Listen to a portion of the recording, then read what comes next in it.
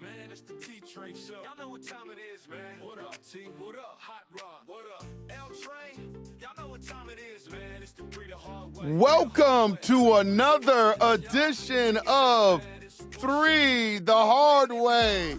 I gotta introduce, we're missing somebody, but I gotta introduce my guy, the man. You better stand at attention, the captain of our ship, Mr. Terrence Austin. What's up, Cap? What's up, L-Train, and what's up, everyone out there, Three the Hard Way Nation? What's happening? Let's get this show on the road. Let's get it rolling. Get this ship underway. It's only two of us, Cap.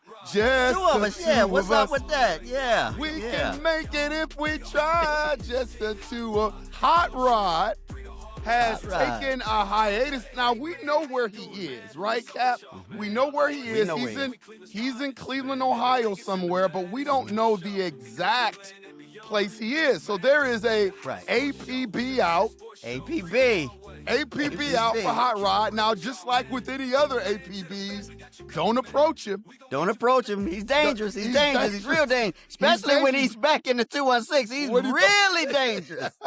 He's really dangerous. Hey, and you back know, in the 216, he's dangerous, man.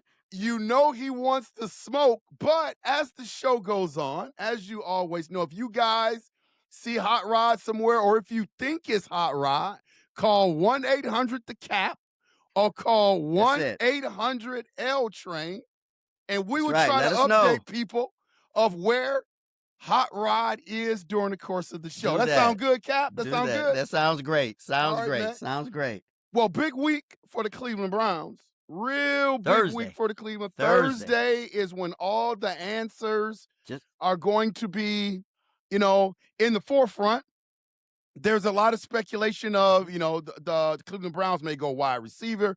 The Cleveland Browns may trade back. We actually don't know what the Cleveland Browns are going to do.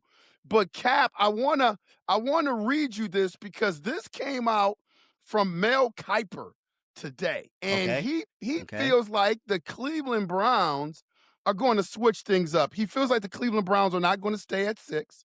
He feels like the Cleveland Browns are going to be in a trade with the Dallas Cowboys, and the Cowboys are going to send their number 12 pick and their number 20 pick to Cleveland in exchange for Cleveland's number 6 pick and their number 39 pick. Now, this scenario would give the Browns 3 first-round picks. Quantity. Yes. Quantity. If Mel Kiper is right, would you go for that? Yes, I sure would. And remember, we talked about it last week, okay? Yep. Because I had been hearing that Andrew Berry said that number 6 pick is for sale. Yes. It's for sale, and that Dallas is interested, okay? They're interested, and I think they're, because they want to solidify their defense. Yes. And I think they got their eye on Caleb Downs if he's still there, okay? I think that's who they have their eye on. But to answer your question, to get an additional body in the first round, I say go for it. Especially, with what Andrew Berry did last year in the draft. I give him an A. He did great because all of those guys that he drafted, except for, Shador, got a lot of playing time last year, okay? And those guys are looking good. Schlesinger, the tight end, the running back. Hey, so I'm all for it. Because again, quantity is you can never go wrong with that. So I'm all for it. So let's go. And if Mel is reporting it, they know a lot. Those guys have real good insight, okay? Yep. Great insight. So I'm all for it, man. All for it. Now, I agree with you 1,000%. Like, there is not anything that you said that I disagree with. I am right on board with the Cap. Mel Kiper got a little bit specific. He felt like the Cleveland Browns, with their number 12 pick, they were going to go with the offensive tackle, Caden Proctor. Now, I know if Hot Rod was here, Hot Rod would say, I'm not taking an offensive lineman that high. Right. Because you can always get an offensive lineman. But, you've got Mel Kiper wrote that the Browns will be looking to address their offensive line issues to further solidify their offensive line. You're talking about a kid that allowed 19 total pressures and pass protection, his whole career at Alabama. So that wouldn't be a bad pick for the Cleveland Browns. But, I kind of agree with Hot Rod as well. Like, I don't know if I'm taking an offensive lineman that high. And then with their number 20 pick that they get from the Dallas Cowboys, here's where they address their wide receiver issues. They would go and get the guy Denzel Boston from Washington. They would look at going to get that kid. And then with their number 24th pick, they would go cornerback with Gerard McCoy. I don't know if I agree with Mel Kiper if that's the route that the Browns would take, but I like them having 3 first-round picks. Okay. Well, Hot Rod sold, I think both of us on the matter, that whoever is that first pick, he's got to be an impact player, okay? Yes. And he's got to be a day one starter. He's got to be a Anthony Munoz. Yes. He's got to be a Joe Thomas. He's got to be a Willie Roth, okay? So, and I'm in agreement with Hot Rod. I really, really am, okay? Again, like I say, I like the additional pick. But whoever we pick at that first pick, whomever it be, no matter what position it is, L Train, it's got to be somebody that's a day one starter. Not somebody to hold a clipboard and learn. At that high, we need somebody that can, be an impact, be of impact. So that's why I have no problem, and I've said too, that your first pick, you pick the best football player, whoever that may be, because we need him game one, day one. So that's how I look at it. Because again, I don't know whether this Proctor kid is somebody that can start day one. Do you? Do you know that? He has the talent. Okay. He has the talent, but you never know how these guys are going to transition. I mean, he's coming from a great conference, SEC, no doubt, one of the best football conferences. Outside of the Big Ten, playing with the best. Absolutely. Outside of the Big Ten, So the level of competition that he sees every Saturday is good in terms of him transitioning into the pros. Right. But T, I'm like you never know how these guys transition. So to answer your question, you know what? I think he could, but I'm just not quite sure. I'm just not quite sure. Right. Yeah, with that first pick, again, we need somebody, the Browns need someone that can start day one. Now, talking about them taking an old lineman with the move that, and I'm sure we'll talk about it, with, Dexter Lawrence now coming to our division. Coming to our division. Hey, we got to get this thing right, okay? We got to get this thing right. We have to be in the business, first and foremost, of protecting our quarterback, whomever that is, whether that's, Shador, whether that's Watson, Gabriel, or whomever. Again, I always say I want the best quarterback under center. So whoever that QB is, we got to protect them, okay? Because, again, in our division, the black and blue division that's already physical as it is, they eat quarterbacks in our division. That's right. We even have somebody on our team that eats quarterbacks. So definitely somebody's going to be trying to eat our quarterback. So that's the most important piece. But again, with that, being out there, if this guy can be a day one starter, if he can be an impact player, a possible, again, Joe Thomas, Willie Roth, Anthony Munoz going forward, hey, we got to take a shot at it. Yep, got to take a shot. Let's deal with the scenario of a non-trade situation, and the Cleveland Browns stay with their number 6. Yep. Okay. And then they stay with their number 24th as well. Are you an offensive guy or a defensive guy at that pick? Obviously, you got the Tate kid from Ohio State, but you also have the Downs kid from Ohio State as well to be able to add him to an already Super Bowl caliber defense. Man, which way would you go? Because actually, if we stay at 6 and 24, man, T, I'm actually torn about the whole thing. Yeah, again, best football player. However, again, we've also talked, if Caleb Downs is there, you can't pass up on him, L Train. You can't. Yeah. That guy is, generational. And can you imagine him, on our defensive side of the ball with Miles and some of those other pieces we have? Again, like I say, we have a new defensive coordinator.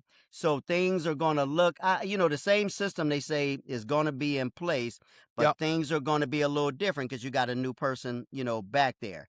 But again, you can't pass up on a guy like Downs. And if he's there at 6, although, again, we know what our needs is, offensive line and wide receiver, but a guy like that, you got to grab him up. You got to.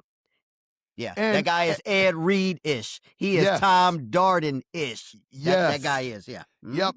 And the thing about me, man, I have this feeling about the Cleveland Browns this year, probably more so than any year, any offseason coming into the year with the Browns. I've had this sneaky suspicion that the Browns are going to be all right. It's not like they've got a plethora of picks, they do. Which I like. Mm-hmm. They have a solid guy at head coach, Monken, Very whom solid. I like. Very solid. Yep, they've got in my opinion, they have a quarterback in Shador that I think has a pretty high ceiling. He's not Yes, he there does. yet, Yes, but he I think does. his ceiling is high. And then you look over across the line of scrimmage, Cap, and they've got a Super Bowl caliber defense. Now, their defense coordinator is gone, Right. but I don't see the Cleveland Browns defense dropping off that much. I don't because either, they because a lost couple their, of a couple of the pieces from that old Schwartz tree is still with them. Oh, So still I there. think the same attitude is going to still be there. You're right. You're right. Yeah. This thing to me, quietly, is setting up for the Browns to really be able to do some things. If they get the picks right, they got to get the picks right now. They got to get the picks right. But I think they're going to be able to add in this draft a weapon for Shador because we need another wide receiver, obviously. If they wanted to create a little bit more depth in their offensive line, they've already done some things in the offseason. Credit to Barry in terms of really improving that offensive line. I think with their picks, Andrew Barry has shown that he can draft a little bit. You look at his draft from last year. If he can go back to back with good drafts, man, the Browns could be one of the most improved teams in the league. And this is not the fandom coming out of me. I'm just looking at things analytically. I'm looking at what they're doing, how they're proceeding, and I like what they're doing. Right. And I remember L Train at the beginning of the last season, I had no expectations, okay? Yep. Zero whatsoever. Hot Rod, said, hey, these guys can win some games. And Hot Rod went out on a limb, and I think he said we could, win 9 or 10 games? Yep. And then you were kind of, if my memory serves me correct, were kind of neutral on it. Well, this year, I do have some expectations, okay? Yeah. I don't expect our team to just lay down and get steamrolled again this year, okay? I don't. I'm looking for our team to compete because, again, what I've seen since the end of last season is them putting themselves in place to compete this year. And I think, we can compete. The Steelers still don't have a quarterback. Yep. The Bengals are the Bengals. They're good. Joe Burrow, I don't know whether he likes football or not anymore. Now, again, they made a move today, the defensive line, to kind of solidify things. And then, Baltimore, again, they did some things as well, too, but they're still questionable. Hey, Browns, get in there and fight with these guys. There you go. Get in there and fight with those guys. Yeah, get in there and fight with them. No more of just laying, going into the season, expected to finish third or last. No more of that. I got some expectations for us going forward this year. Now, again, I'm a little concerned about Miles not showing up, for the, camp last week and whether he's had a conversation with the coach or not. That's my concern, but I do know this. Miles is going to be ready, and he's going to play hard, as he always does. But I just want him to get on board with the coach, support this coach, and let those other young guys see him, man. That's what I want to see. Again, it's all about let's change the culture. I'm sick of losing. You're sick of losing. We're all sick of losing. We deserve better in Cleveland, our hometown. So I'm ready for the Browns to compete this year, and I think they're going in that direction where they want to compete. They are. They're going in that direction. I actually like the quarterback room too, Cap. I know there's been rumors about the Ty Simpson kid and maybe the Browns adding another quarterback to the quarterback room maybe later in the draft. Obviously, that's not a position of need right now because you still got Deshaun Watson, you got Dylan Gabriel, and then you got QB1 right now, Shador Sanders. Any chance the Browns later in the draft, I know it's not going to be early in the draft, any chance that the Browns add a quarterback to that room? Or would you agree with them doing that, wasting a pick, in my opinion? Yeah, late in the round, like our boy, Hot Rod said, who's the kid from Penn State? Was it Drew Aller or whatever his name is? Yeah. That's who Hot Rod, sees, them getting in the late round. And I'm all for that because the guy's got size. Okay, he's got size. He's coming from a good system. Yeah, he's not quite ready yet, but to bring him in, I'm all for that. Drew Aller, I think that's his name. Yeah, from Penn State. That's him. That's him. Yeah, late in the round. So go for it because again, injury is always, there. 17 games is a long NFL season. Anything can happen. Yeah, that's a long season. And they're trying to make it even longer, and they probably will. Okay? That's right. That's right. They probably will. So I'm okay, late in the rounds, but we definitely don't need to go that direction early in the round, first, second, or third. But if you see somebody late in the rounds that, you can make a project with, hand them the clipboard, I say go for it. But again, the needs, we know the needs for the millionth time is to solidify that offensive line. That's right. Get us a wide receiver, that can come and start day one and be an impact player. And, let's just take it from there. And all our rookies that played last year, who all were contributors to this thing, they got 1 year under their belt. So a good offseason, and them make some improvements. Let's go forward with them. Let's go forward. Can't disagree with that. Any scenario, this has been on the table as well. I wouldn't do it if I was the Cleveland Browns. I guess I shouldn't say that I wouldn't do it, Cap. Mm-hmm. I guess it would depend on the haul that we would get back or the packages that we would get back. But I don't like the scenario of the Cleveland Browns moving back in the draft. I like their picks. To do that. No, they don't need to do that. I like being at 6. I like being at 24. I think, as Hot Rod would say, we're adding 2 impact players at those spots. Now, if you honestly have a guy, that you don't want early in the draft, that's not on your draft board, okay, I can see you moving back a little bit. And if you can accumulate more draft picks for 2027, which is supposed to be an unbelievable draft. It is supposed to be deep. I mean, it's got big name quarterbacks and it's deep pretty much at every possession. But right now, for where the Cleveland Browns are transitioning into a new coach, I don't like the idea of them moving back. Me either, unless, like you say, if there's somebody at their first pick that they just have no interest in, okay? And if that phone can ring at the right time, that's right. Being light on their feet, if they can make a deal, fine. But no, I'm not interested in going backwards. Let's just kind of stay where we are and see, what Dallas is willing to give up for that number 6 pick, because they want it. And again, like I say, because they want the boy from Ohio State. They want Downs. They want him from Ohio State. So we'll see. But Thursday can't come soon enough. It can't come soon enough. Yeah. I want to wake up tomorrow and it not be Tuesday, it'll be Thursday. That's right. One day off of Friday. Let's make this thing happen, man. Yeah. I got my popcorn. I got my wings. I'm going to be right in front of that TV watching that draft. And you're right, Cap. You're right. Dallas covets that number 6 pick, and Jerry Jones usually get what he wants. So I'm hoping that they overoffer the Cleveland Browns for that pick. That's what I hope for. Which they just may do. Yeah, we will see on Thursday. Yeah. We got another team. We got another team that's doing some things in terms of the Cavaliers, but I just heard a rumor that Hot Rod, our guy Hot Rod, possibly, there's an APB out for him, possibly could have been seen on a beach near Lake Erie somewhere. Hot Rod may have been on the beach in Lake Erie somewhere, Cap. I don't know if it's true or not, but again, don't approach Edgewater Park comes to mind. Edgewater Park. Is he down there? Oh, man. My dad and I used to love going down to Edgewater Park. Park. You think Hot Rod's there? Yeah, he may be there, but we'll see. We'll see. Gotcha. We'll see. One thing I know that Hot Rod is paying attention to, being in Cleveland, is those Cleveland Cavaliers, man. They got it done against the Toronto Raptors. First game, game 1, you saw everything that James Harden was brought here to do. Exactly. Obviously, there were a number of guys that played well, but James Harden was kind of like that false multiplier during that game, made everybody better. Give me your thoughts about what you saw capping that first game, game 1 of that series. Let me read some stats. The Cavaliers shot 54.3%. They were 44 for 81.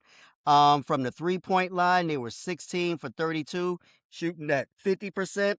Free throws is where they were real good, man. They were 22 for 28. And now Evan Mobley needs to tighten up a little bit, okay? But they were 22 for 28, and that leads to 78.6%, which I'm good with. The Cavs out-rebounded the Raptors 33 to 27. And turnovers, okay, we need to clean up a little bit. We had a total of 15 turnovers where the Raptors had 17 turnovers. Now, here's a big stat, a huge stat, L Train, that I picked up on. The Raptors are number 1 in fast break points, okay? I didn't know that.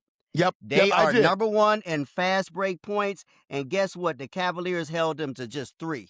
That 3 defense. points and fast break. That defense. So our concern was them getting back on defense, where the Cavs showed that they did. And then another thing I picked up on is our young guy, Tyson, didn't start off so good, okay? He had 3 early fouls. I think he kind of had the jitters. He was a little nervous, okay? And the coach took him out, but I like how the coach did not give up on him, because he put the kid back in the game there, okay? He put him back in there. So overall, I tell you, the Cavs, I like what I saw, okay? It looks like for right now they got a 10-man rotation, okay? Yeah, that's what it looks like. They got a 10-man rotation. I love how they were moving the ball. They were, really, really moving that ball around. And, when they kind of, got outplayed a little bit in the second quarter, that didn't throw them off. It did not throw them off. And then, after halftime, they put a statement, mark in and made things happen. So overall, I'm glad of how the Cavaliers look. And so my prayer is that they can return with that same energy tonight, okay? Go ahead, take a stance, and go up on these boys 2-0. Don't play with them. Don't mess around with them. Go ahead and, show that you're superior to them, that you're better than them, and, put them down, 0-2 going back to Toronto. So, again, I like what I saw. And in about the next 40 minutes, we'll see them again in game 2. But I like what I saw from the Cavaliers out of game 1. I really am. I love the stat that you brought up, man. I love that stat about the transition points. Yes. 3 transition points for the best transition team in the NBA. Exactly. And I thought acquiring James Harden, especially at the guard spot, was supposed to make you a weaker defensive team. I mean, that's what everybody says, especially in the playoffs. That's what everybody says about James Harden. Right. James Harden did not affect the Cleveland Cavaliers defense at all. And again, I repeat, not one bit. Against the best transition team in the league. And Cap, you hit the nail dead on the head when you talked about the ball movement. I mean, the Cleveland Cavaliers did a great job of spreading the floor. Their court vision and their awareness was on point. And I think because now they have a roster, including a guy like Struz, who's been injured pretty much 90% of the year, now you add him back. And he's showing up big time, El Trey. He's showing up big time. He's showing up big time. He sure is. You can spread the floor, and then you got your 2 bigs and Mobley and Allen inside. I mean, you can pick your poison, and it's going to be that way for multiple series. Like I even think the Boston Celtics, as good as they are, and I think the Cleveland Cavaliers and the Boston Celtics are on a collision course, in my opinion. Teams are going to have to figure out how to guard the Cleveland Cavaliers. If the Cleveland Cavaliers can play defense like they did in game 1 against the Toronto Raptors, and they can get on the offensive end as well and score, man, the Cavaliers are going to be I like our chances too. It's going to be a hard out, Cap. It's going to be a hard out. Yeah. Sure is. Yep. So again, like I say, my prayers that they return with that same energy like they did tonight. Again, we are healthy from pretty much top to bottom. Okay. I also loved how Jared Allen and Evan Mobley lived in that paint too, man. They were in that paint. Jared Allen was flying through, the paint like it was a couple times he looked like Dr. J, man. He did. So again, I love their presence in that paint. Okay, because again, when they're on like that, there's nobody on that Toronto team that can stop them. So I loved how they, use the paint to their advantage. And James Harden, man, I tell you, he just finds a magical way of getting them the ball in the right position. He does, man. He does. Yep, he does. Yep. So you're expecting the same outcome for game 2? You're expecting if they play like they played on Saturday, I expect us to get them again. Get them again. Yeah, put that team on their heels and bag them up in the corner. Go ahead and get them. Yep. Yep. I think this series, just looking at the matchup and what the Toronto Raptors have to do to beat the Cleveland Cavaliers and what the Cavaliers have to do to be successful, I think this game at most, the series at most goes 5. Yeah. I can see Toronto possibly stealing 1, but I wouldn't be surprised if it's a sweep. I just think it's a bad matchup for the Toronto Raptors. And I think this Cleveland Cavaliers right now, looking at game 1, if they don't take a step back, they are hitting on all cylinders. So I like what they're doing, man. I think that they're going to be fine for sure. Right. And I was thinking too, I had to make an apology. I thought Nick Nurse was still the coach of that team because last week when we were talking, I kept mentioning, Nick Nurse is a good coach and this and that and this and that. But I forgot that he's no longer in Toronto, okay? Because the guy that's coaching him now, I've never heard of him. I've never heard of this guy. Yeah, never heard of him. Yeah, since the Toronto Raptors won their championship when Kawhi was there, they've been kind of this franchise that's been, treading water, so to speak. Right. Like they're just good enough. I would have liked to see Nick Nurse get that job, but obviously he got the job in Philadelphia, and so we'll see what they do there. But I think that this series is going to be an entertaining series. But I think the Cleveland Cavaliers are not going to have any problem at all. And the Cavs need to not mess around. Go ahead, put them away. Go ahead, put them away. Yep. Don't mess around with them. Put them away. Yep. For sure. Another sighting of Hot Rod. People said they think Hot Rod is going to maybe throw out the first pitch at the Guardians game. At the Guardians game. Whoa, Hot Rod. Hey. I wonder if Hot Rod can throw a strike or if he can throw a curve. Well, I wonder what Hot Rod's first pitch would be. Would it be a strike? I mean, would it be a curveball or would it be a slider? Split finger fastball is what Hot Rod would throw. Hey, man, Hot Rod was an athlete back in high school, man. Oh, I know. I heard the stories. I heard the stories. Can get some stuff done. Yeah, Hot Rod can get some stuff done, man. Yep. So split finger fastball. That's what he would throw. Okay. Yeah, man.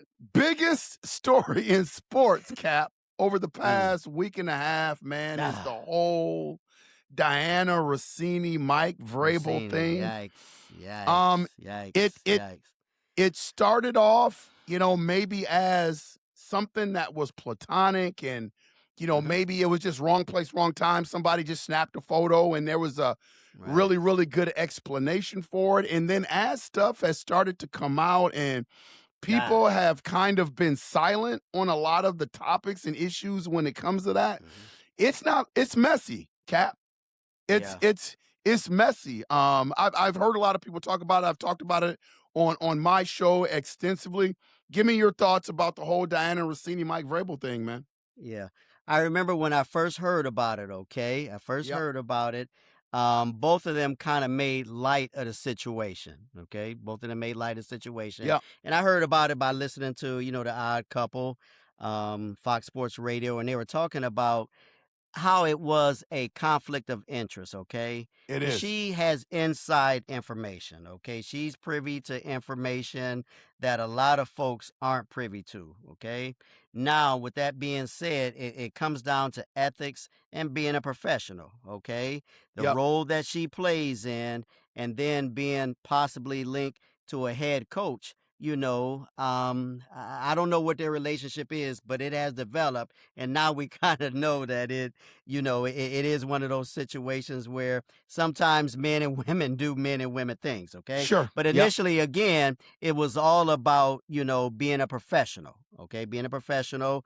You as a coach, there's certain ethics and standards that you have to abide by. Yep. Me being a counselor, working with patients, there's ethical standards that I have to abide by, okay? So getting back to, them and her being an insider with the Athletic, again, she's privy to some information.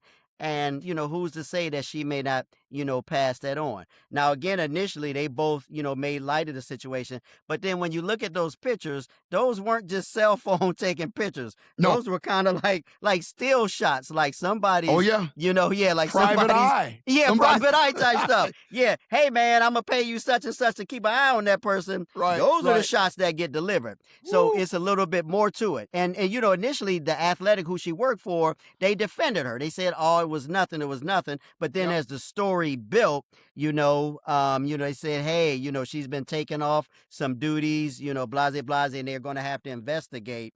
And then eventually, she stepped down. Okay. Yeah. She stepped down before her contract that was to go through June ended. She stepped down. And she was kind of defiant about it too. She was kind of defiant. All right. So she stepped down and now they're taking a look at, everything that she was a part of. Okay. So they gotta, look at this thing closely. On the other hand, Mike Vrabel, he hasn't said anything, okay? He hasn't said Nothing. anything. He hasn't said anything. He hasn't said anything. However, he doesn't owe me or you an explanation or, he doesn't, but he does owe his team an explanation. That's right. Okay. That's right. You're a coach. You coach, at the college level. There's certain things that, hey, you need to come clean, to your players about. Same thing with him. He needs to say something to them, okay? Because in this age and day and time that we live in, information is everywhere. You got stuff here, you got stuff there being reported. So he needs to say something to those men in that locker room. Now, they probably can give 2 cents. They can care less because they're out there doing their own thing too. But, it may come a time where he tries to hold one of them accountable. And human beings can be messy, okay? Yeah. Human beings can be messy, and they can say, hey, man, what are you coming at me about? And look at what you're doing. So he needs to address his team. Say whatever he has to say, and go forward, okay? So that's where I am with the whole thing. But again, the whole thing is just about, L Train, professional ethics. You have inside information, and, on the other hand, you're a coach of an NFL team, all right? So, there's some do's and don'ts when it comes to that. Yep. Yeah, I love your assessment, man. I think it's right on point. And I love it when you said, listen, Diana Rossini and Mike Vrabel, they don't owe us any explanation. No, they don't.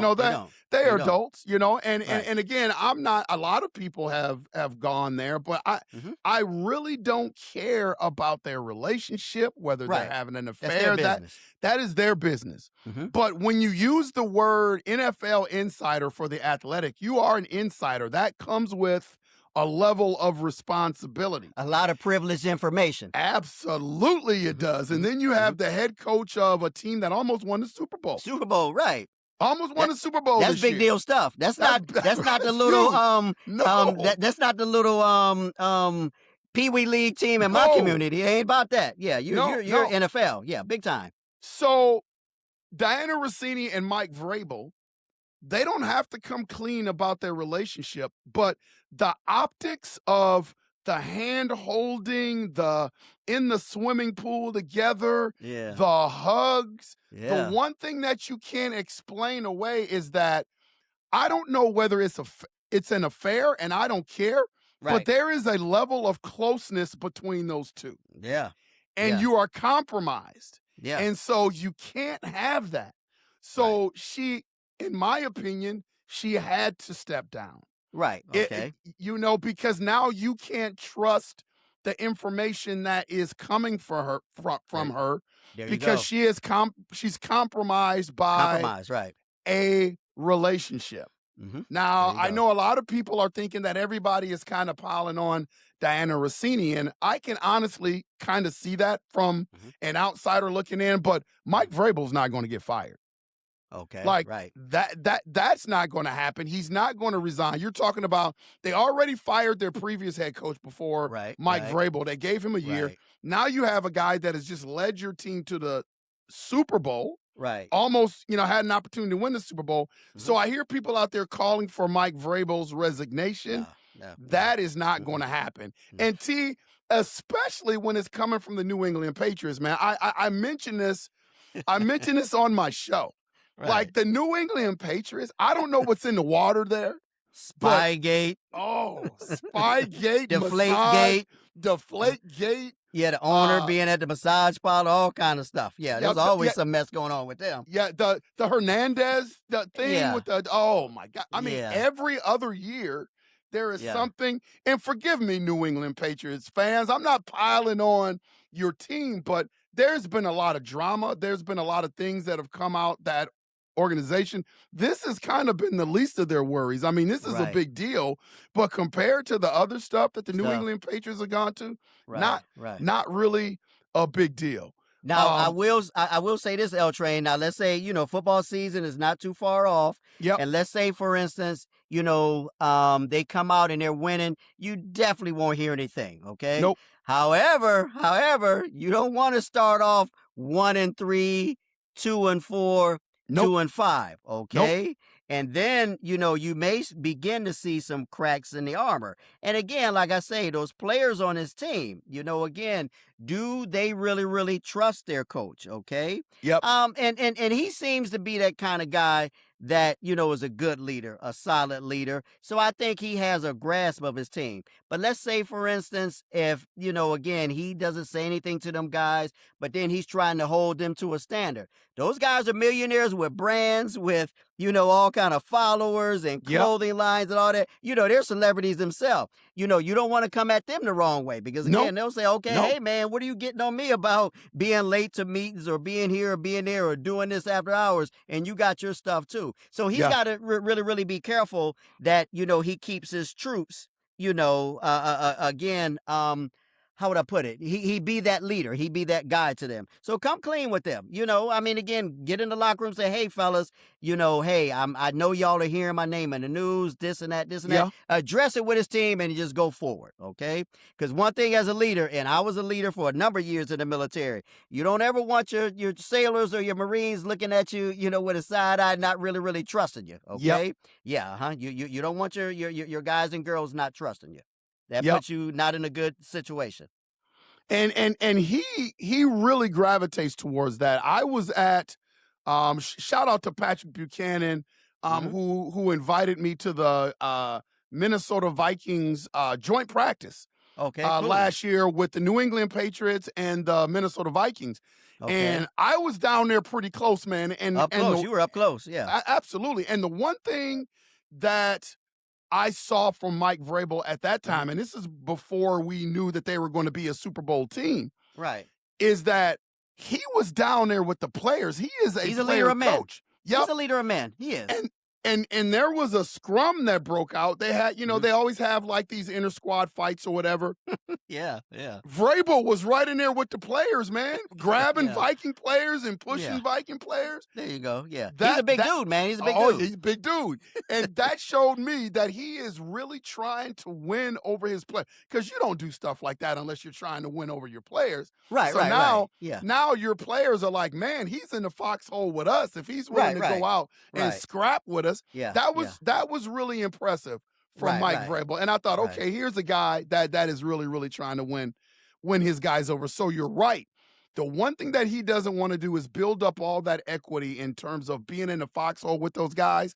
And now this kind of stuff happens. Right. And he has to discipline some guys, and guys are like, nah, coach, wait a minute now. That's why I say he's got to address it with his team. He's got to address it with his team. You got to. Yeah, you got to. Because, again, we all got flaws, okay? Yes. And those players, hey, you address it with them, they're okay with it. They're not going to, say, hey, man, you're this and that. Hey, coach, we got your back. We support you. Thanks for letting us know. What can we do for you, coach? What can we do to support you? Yeah, let them guys know, man. Let them go. And I'm sure I'm sure he knows what to do. I'm sure he is. It just, it hasn't been reported publicly that he said anything. He's just been tight-lipped about it, so. Yep. And I think for Diana Rossini, because I am a fan of hers. I her like work is great, man. Her work is great. Her work is great. It's great. Absolutely fantastic. For her, like, you never want to wish this upon anybody. You never want to go through something like this. But I do think that this may be a blessing in disguise because we are now in the era of sports analysis where people can create their own podcasts, and there's less restrictions, so to speak, if you have your own deal. That's why you see guys like Stephen A. Smith and all these guys that really don't need to create their podcast. They go that route because there's less restrictions. Diana Rossini is super talented. So I could see another production company that runs their stuff through YouTube or wherever podcast, snapping her up pretty quick, and she getting her own show. So a lot of people that think she may be done. Like, no, she ain't gonna be done. No, I don't see it that way. Yeah, I don't see it that way at all. She won't be done. Yep. Yes. So it'll be interesting to keep our continued eye on this. I do think this is not over. I think there are going to be some continuous fallout from this. But I don't see Diana Rossini's career being in jeopardy. I think it's a hiccup now. I think it's a hiccup. But I don't think her career is going to be in jeopardy. And I definitely don't see a Mike Vrabel's career being in jeopardy unless, like you just said, if they start off like 0-5 or 0-6, oh, man. Oh, yeah. That's it. That could be bad. It sure will be. It sure will be. That could be bad, man. Another sighting of Hot Rod. Hot Rod Where's he at now? Supposedly, man, he was seen possibly given Shedeur Sanders some advice about the Oh, wow. upcoming season. Now, let me preface this by saying Hot Rod is not a Shedurian. Right, he's not. He is, He's not. He's not a Shedurian. He's But not. I heard possibly that he could be around the Browns facility trying to he's give. in Berea now. He's out in Berea. He could out be. in Berea. I don't know. I'm not there, but it could. Get me an autograph, Hot Rod, while you out there. Give me an autograph. Give me an autograph. Do that. hey, Cap, some big things happened for the Cincinnati Bengals this week. Yeah, they did, man. Yeah, they did. It has been rumored for a long time. Dexter Lawrence supposedly was supposed to be, maybe headed to the Minnesota Vikings. There had those rumors. I never saw the Cincinnati Bengals. The Cincinnati Bengals have always been out of nowhere. This came out of nowhere. That cheap franchise, so to speak. They don't spend a lot of money. Not only did they acquire Dexter Lawrence, but they extended Dexter Lawrence. And I think a lot of this is to appease Joe Burrow, them spending that money. Joe Burrow is, he's been very he verbal. got his wide receivers paid last year, remember? He got his wide receivers Joe Burrow, paid. He got his wide receivers paid, yeah. Yep. And now they need defensive players, and Dexter Lawrence is one of the best in the league. He's a beast. Yeah. Give me your thoughts about the trade. Yeah, oh man, when I heard that today, because they traded him for a number 10 pick, I think, a 10th pick, 10th overall pick. So man, the first thing I thought of, El Trey and Jose, I said, okay, offensive line, Browns, protect your quarterback. Because again, like I say, this came out of nowhere. Now again, Dexter Lawrence, how would I put it? The last few weeks prior to this, he was just talking about how he was a little disappointed because the Giants, didn't give him the bag, and didn't, make it seem as though they wanted to keep him long term. Yeah. And he really, really wanted to be a Giant for a long term, get paid, and continue to play in New York. But as we see now, the Giants had other plans. Because again, at the end of the day, it's a business. All right. So now he's on that Bengals squad. And hey, we have to, chess move for chess move. Okay, now he's there. We have to do something. As a baseball fan, I've seen for years, take the Red Sox and the Yankees. The Red Sox will make a move, and then the Yankees will make a move to counter that. Okay, right. That's kind of what we have to do in our division. Okay, that's what we have to do. Again, knowing that offensive line is a need. So when they made that happen today, okay, yeah, we need to be up on that. Because again, this guy can play. He can play. And meaning that we got to face him twice a year, that's tough. So come on, Browns. But I have faith that, again, we'll, counter that and be ready. But yeah, that's a heck of a move for Cincinnati, man. Heck of a move. Yeah, I got a hot take. I think that the Cincinnati Bengals, I think they're going to regret that move. You think so? Wow. I think they're going to regret it. But I wouldn't be surprised if I am wrong about that. And here's where I'm going with it. The rumor had it that the Minnesota Vikings up here were going to get rid of their number 18th pick. That's where we're picking. And maybe package like a second round pick to get Dexter Lawrence. I was totally against that. And here's my deal. I think Dexter Lawrence is coming off his worst year. Yeah, he didn't play well last year. He did not play well last year. He's great, but yeah, he didn't do well last year. He didn't. Yep. Now that can be an anomaly. That could be okay. He's been playing at such a high level that it's almost like, our quarterback eater Myles Garrett. Right. If he broke the sack record last year. So if he drops down to 15 sacks, that's not a bad year for Myles Garrett. No, it's not bad at all. It's not bad at all. But people may look at that and say, oh, well, he may be declining a little bit. That's how the NFL goes. So I don't know if Dexter Lawrence actually had a bad year, but he's at that age. What is Dexter Lawrence now? 29 years old? He's 28, 29. 28, 29. He is at that age where maybe possibly the cliff could be coming. He may be at a decline in his skills. We don't know that yet. But it's really why the Giants wouldn't extend him and give him a big deal. Yeah, they had their reasons. Yeah. Now the Bengals got into bed with him, so to speak, and now they had to appease Joe Burrow, so they gave him that extension. It'll be interesting to see if that works out for the Cincinnati Bengals because there is a possibility he could be on the start of his decline, Cap. Decline. Well, I tell you what, and that's a great take, L Train. That's a great take. I will say this though, if healthy, next year he's going to play his behind off just to show the Giants what they could have had. Okay, so if he's healthy next year, he's going to show his behind. He's going to show his behind, and that's my concern. Okay, especially when we, go toe to toe with them. But you may be onto something because there's a reason the Giants, didn't pay him the bag. Kind of similar to in the NBA, there's a reason that, Anthony Davis was cut loose. I mean, no, I take that back. And Luka, too. You can look at Luka, okay? There's a reason why, Dallas didn't buy all in with Luka, okay? And it's the same reason why, again, Anthony Davis was let go. There's people closer to the situation, closer to the scene that know more, than we do, okay? So somebody in that Giants organization said, no, you ain't quite worth it. And if something good comes up, we're going to deal you for it, okay? So there you go. Yeah, there you go. But if he's healthy, he's going to show us behind next year and just to show the Giants, what y'all could have had. He's going to do that.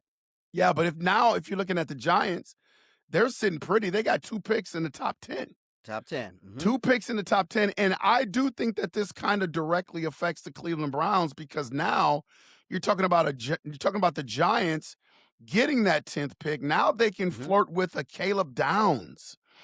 Which probably wasn't on their radar. If Caleb Downs falls that far, who knows? They might take him with the first pick. I don't know. But them having 2 picks in the top 10, man, that makes it dangerous and it could make things muddy. Yeah, they got Scatterboo coming back, who's going to be healthy, coming off an injury. And then what was that wide receiver? Neighbors? Neighbors is something else, man. Yep. Yeah, so the Giants could be sitting on something. They could be sitting on something. There you go. They could be sitting on something. And then they got the coach. They got the Ravens' old coach. So, again, they're solidified at head coaching. Hey, don't be surprised. I know Washington, is going to be, the little team right up the street from me. Yeah. They're going to be kind of shaking in their boots, but they've quietly done a lot in the offseason free agency market too. So that division, and that's why Dallas is pressured to do what they need to do because Washington has done well in the offseason. We see what the Giants are doing. Okay, so, that's why Dallas is, doing what they're going to do. And the Eagles are going to always be the Eagles. So, hey, Eagles going to be the Eagles. Yeah. So teams are playing chess with one another. Teams are playing chess. There you go. I haven't had an opportunity to talk to you about this, but looking at, obviously Mendoza is going to go number 1 in the draft. I don't think that there's any secret there. But Kirk Cousins, Cap. Kirk Cousins not only signed with the Raiders, and I think he's going to be that bridge quarterback for them. Right. But the salary that he signed for, Kirk Cousins' agent needs to be in the Hall of Fame. Hall of Fame. I mean, that guy is top notch, man. He's top notch. Him and Kirk Cousins have been sitting pretty for years. Yeah. Yep. Yeah. There was whispers because we hadn't signed Kyler Murray yet, but there were whispers that Kirk Cousins may make a return back to the Minnesota Vikings. And they were talking about, if we can bring Kirk Cousins back for, $15 million a year. How would you feel about that?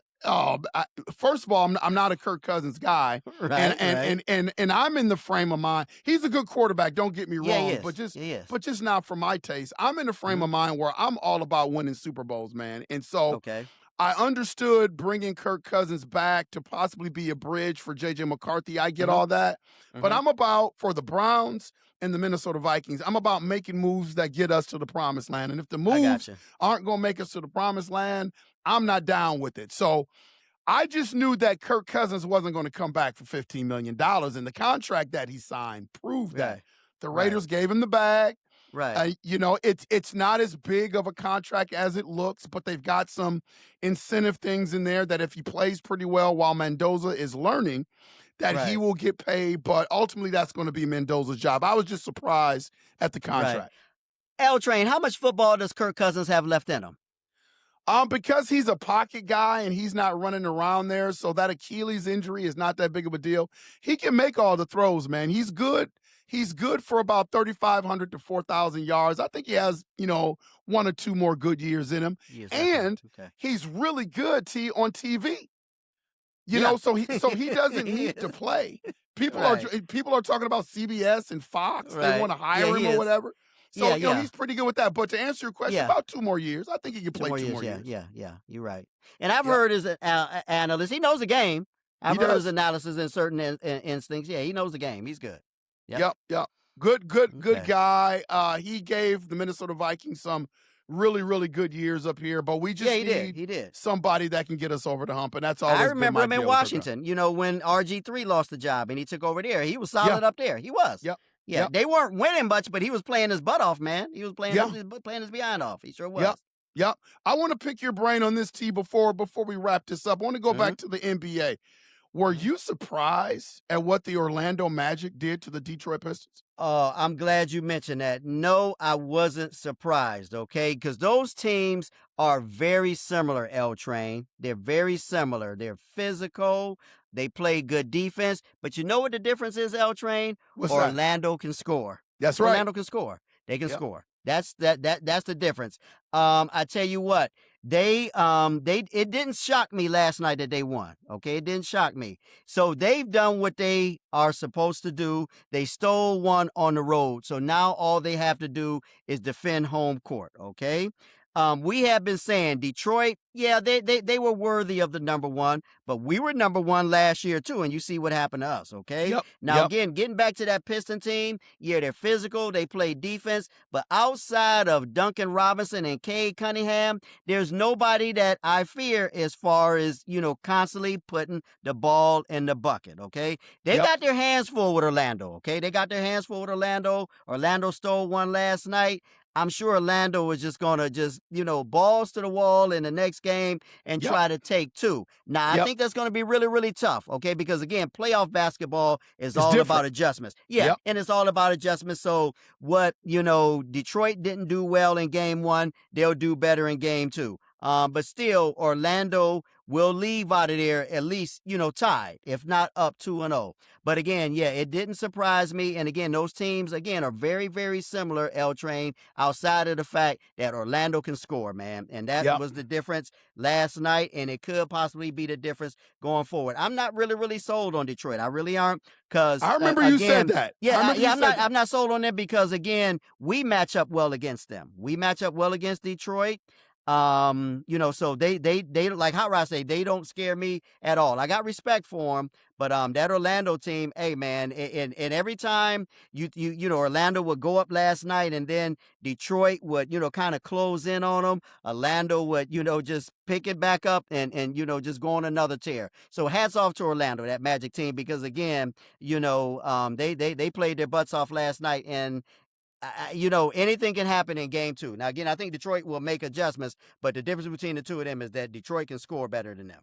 Yeah, JB Bickerstaff's under a lot of pressure. I do think the Orlando Magic will make it close. I'm not ready to pick Orlando to win the series. Right. But I wouldn't be surprised. I'm calling a game 7. I'm calling a game 7, and I wouldn't be surprised if Orlando won that series. I'm like you. I'm not sold on the Detroit Pistons. I remember you said that a long time ago when they were at their peak. And you are turning out to be really correct when it comes to them in the playoffs. They do everything, really, really good, except for, they're not good at shooting that 3 ball. And then again, like I say, if Cade's not scoring and Duncan Robinson's not scoring, there's not much coming from them as far as scoring points. Now, playing defense, getting up and down and being physical, they can do that all day. But putting the ball in the bucket, that's not something that they're really, really good at, man. They're not. Yeah. Another. I don't want to call it a surprise, but I guess another upset was the Lakers over Houston. LeBron, the savant that he is when it comes to basketball. Yeah. Whenever you have LeBron James on your team, you always have a chance to win. And I know KD was out, but still on paper, the Houston Rockets should have been able to win that game. And LeBron came in there and did his LeBron thing. He made everybody else better on the court in terms of the Los Angeles Lakers. Even with all the missing pieces out, Luka and KD, were you surprised that the Lakers were able to pull that off? Not really. I expected them to because KD wasn't there. Okay, I expected them to do that. However, in addition with that, I didn't know LeBron was going to look as good as he did. He did. He Like I did. say, he put on a clinic. Okay, he did. I think he got almost a triple double in that game, didn't he? I think he did. Almost. Yeah, he Yep. did. Almost got a triple double. The right passes. Getting the ball to the guys that needed to be, taking shots when necessary and passing up on shots.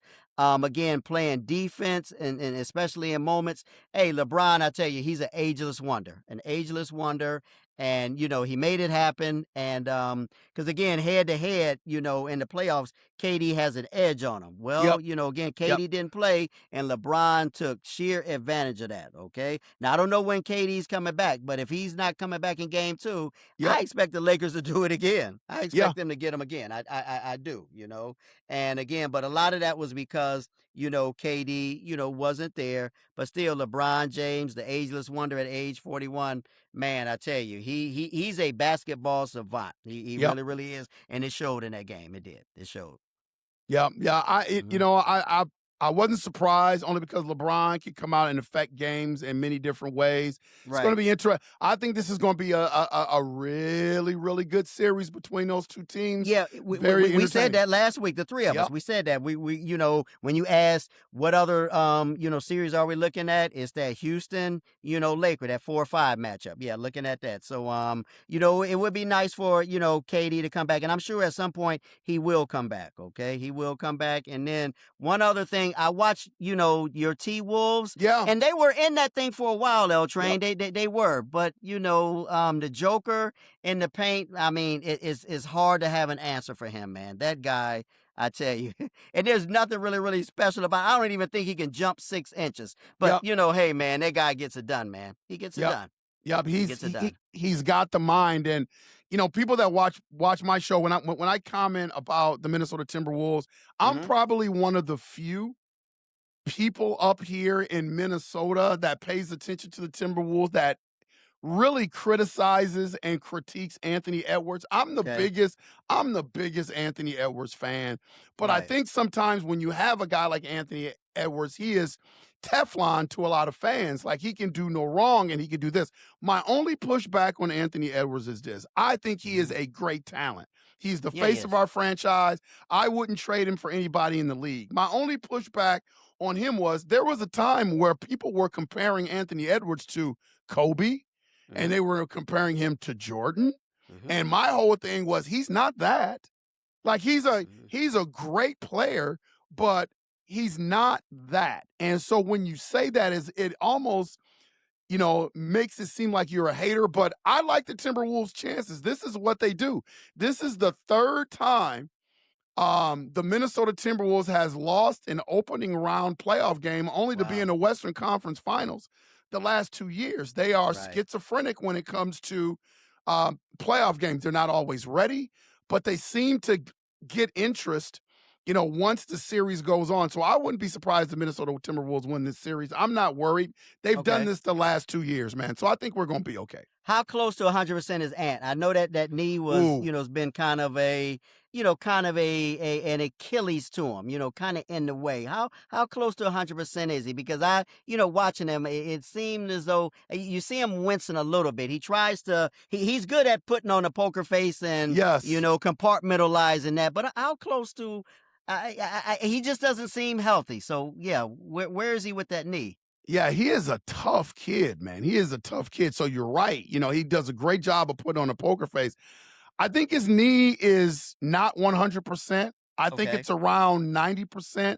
And I think that's a lot of the hesitation that you will see. Now, it's going to be interesting game 2 because we've seen this Ant before fully healthy, where he's a little bit hesitant. He's settling for jump shots. So for me, watching that first game, I don't know whether it was the knee or the playoff Ant that we've seen in previous series, in previous years. But I know usually when he has a game like he had the game 1, where he only had 22 points, usually he tries to come out game 2 and drop you for 40. So Okay. tonight is going to be really interesting to see Gotcha. how aggressive Ant Edwards is. So to answer your question, I don't know how healthy it is, T. I know he's not 100%, but Right. And at what this time of year, nobody really is. At this time of right. year, nobody's 100%. Yeah. Yeah. So it'll be interesting to see, man. Another Gotcha. sighting for Hot Rod, T. Okay, where is he now? Where's He Hot is Rod? at a pro we should have kept Kevin Stefanski pep rap. In Cleveland, should have kept Kevin Stefanski. Hot Rod, how dare you? You know Hot Rod will be there. At a pro should have kept Kevin Stefanski. Oh, Hot Rod. Take plenty of pictures, Hot Rod. Take some selfies. Take plenty of pictures. Say hi to Kevin Stefanski for me, Hot Rod. Say hi to Kevin. Do that, Hot Rod. Well, it's time for our parting shots. To wrap this thing up. T, what do you got for a parting shot? I'm going to go out on a kind of a solemn note. You know I'm a baseball fan, and I've been a baseball fan for a long time. There's a player I used to see quite often. Kenny Lofton is my favorite baseball player, so I love the play of center fielders, okay? Outfielders, but especially center fielders. But the world of baseball lost a good one at such a young age. Garrett Anderson, okay? Of the old California Angels. I remember them as the California Angels. Now the Anaheim Angels, played for a number of years. Passed away a couple of days ago at the young age of 53, okay? Yep. I've seen him, in person many times at Camden Yards when I was stationed in Maryland. I used to go to Camden Yards and watch baseball all the time. I've seen him play, back at the Jake in Cleveland. I've seen him up close because, again, I just love the play of outfielders. When I go to, baseball games, I hone in on the center fielder the whole game, no matter, who it is. I just love to see how those guys move, and the second baseman, okay? My two favorite positions, but mainly center field. But Garrett Anderson at the young age of 53, and I forgot what year it was when they won the World Series, when they beat San Francisco, when they beat the Giants. Man, his stats were off the chart, okay? Just an outstanding guy. People have been talking about him the past few days. They say he was just nothing but a great dude. And, I didn't know him, never met him, but I used to see him all the time. And he looked like somebody that was just a good dude, man. Just a good dude. And he was a heck of a player, man. But life is precious. So I just want to send prayers to his family. At the young age of 53, he had a World Series ring, and he was a solid player, man. Garrett Anderson, again, someone who played my favorite position. Because, again, my favorite baseball player of all time is Kenny Lofton. And my grandfather, who I got my love of baseball from along with my mom. My grandfather, his favorite player was Larry Doby, okay? It was first Jackie Robinson, and then it was Larry Doby who came second, who was the first black player in the American League, Larry Doby. But I love the play of center field, so rest in power, Garrett Anderson. Oh, man, that's a good one. That's a great parting shot. Great parting shot.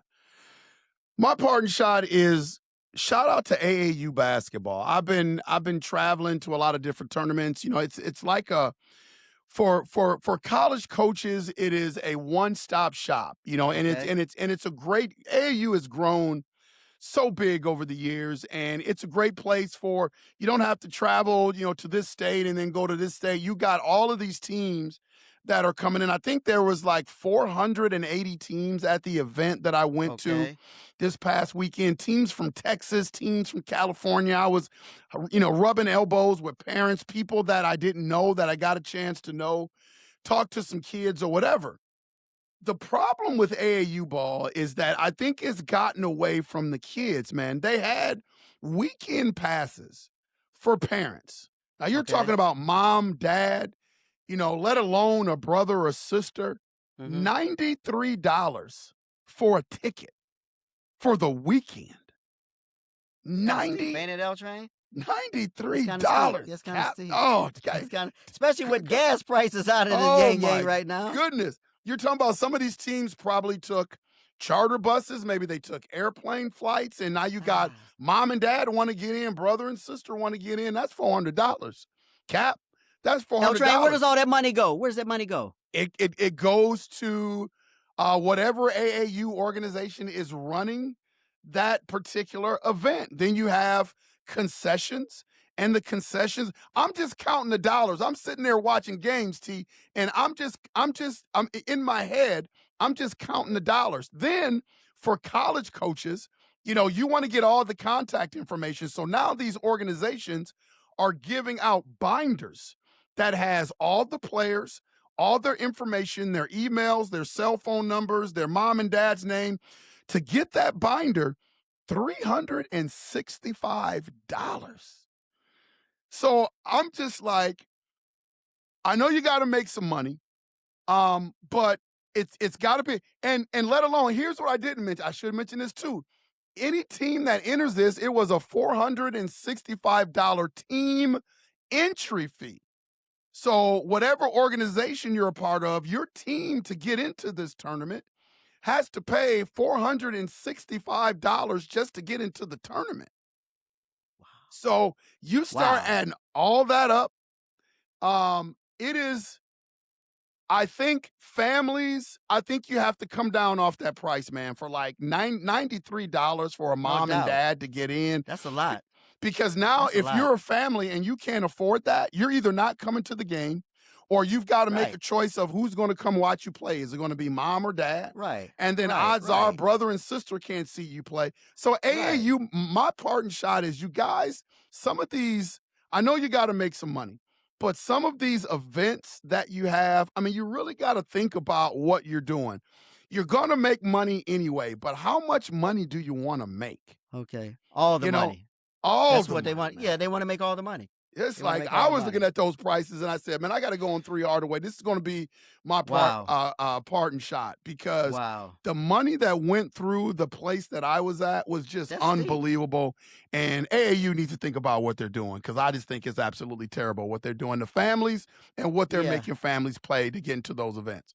Now, these arenas, L Train, how many on average, how many seat arenas are these places like where you've been traveling to? Well, I was in Milwaukee, so they had 3 venues going. They had the Fairgrounds in Milwaukee, which was an absolutely fantastic facility. And then they had the OAW, which was a little bit smaller but pristine facility. I mean, they had 5 courts in there, absolutely fantastic. Okay. And then the other place, I can't remember the name of the other venue that they were at. Please forgive me. But again, these venues are pristine, and I'm sure the AAU organizations are paying a pretty penny to rent to be able to hold their event in those places. So they're trying to recoup some of that money as well. But yeah, man, it's just, it's crazy what they're charging families. It's just crazy. Wow. Yeah, man. Gotcha. That's my parting shot. AAU, get it together, man. Cut down those family at least $93. $93 for the weekend. Come on, man. Wow. Okay. Come on, man. Yeah, that's crazy. a lot of money. Okay. Parting shot. All right. Last but not least, man, before we get out of here, Hot Rod, where's Hot Rod now? He's over the river, downtown Pittsburgh, holding the Cleveland Browns rally. Oh, man. You know he wants all the smoke. In the 412. He's in Pittsburgh. 2 hours east of Cleveland. He's in the 412. Oh, man, that Hot Rod. Be careful, Hot Rod. Be careful.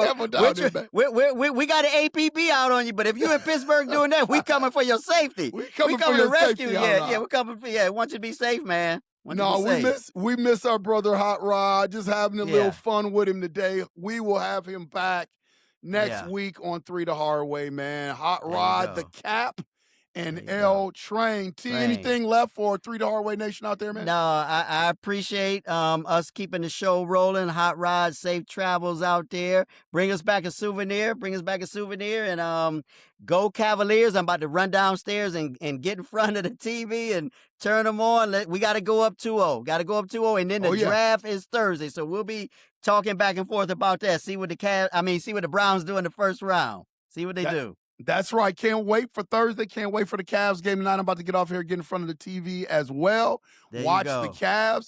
Cap, it's been a pleasure, man. We'll see you when we see you. All right. Be blessed out there, 3 to Hardaway Nation. Like and subscribe and tell a friend about us. That's right. Share, like, and subscribe. We'll see you when we see you. Later. All right, El. Thanks for watching. Don't forget to like, subscribe, and share.